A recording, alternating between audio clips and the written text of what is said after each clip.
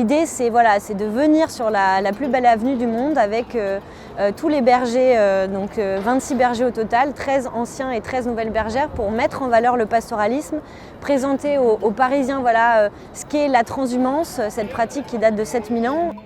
La transhumance, littéralement, ça veut dire aller au-delà du pays. Donc la transhumance, elle occupe tous les massifs montagneux, le Béarn, les Pyrénées, mais aussi le massif des Alpes, les Vosges, la Corse. Et donc c'est une pratique qui a pour but d'emmener les moutons, les vaches en bas de vallée, dans les bergeries d'hiver, en altitude, pour que les moutons puissent avoir un accès à l'herbe constant, ce qui permet après une bonne production de lait. C'est très important, pourquoi ? Parce que la transhumance, elle est passée au patrimoine immatériel français et elle est en passe d'entrer au patrimoine mondial de l'UNESCO.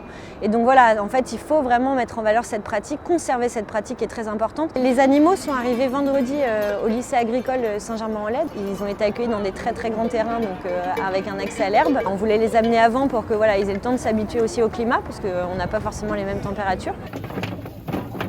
De transhumer, donc ça nous permet de nourrir les brebis sainement, c'est-à-dire à l'herbe au maximum.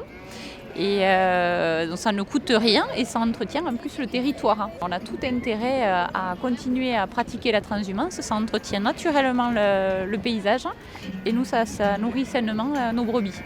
Donc moi j'ai 300 brebis basco-béarnaises. Il n'y a pas que les miennes puisqu'il y en a 2022 et on passe donc tout l'été du 15 juin à fin septembre au col d'Aubisque en estive. Vous aurez un petit aperçu de la transhumance en Béarn. Aujourd'hui, ça nous permet de montrer un petit peu notre quotidien, un petit bout de notre quotidien aux Parisiens.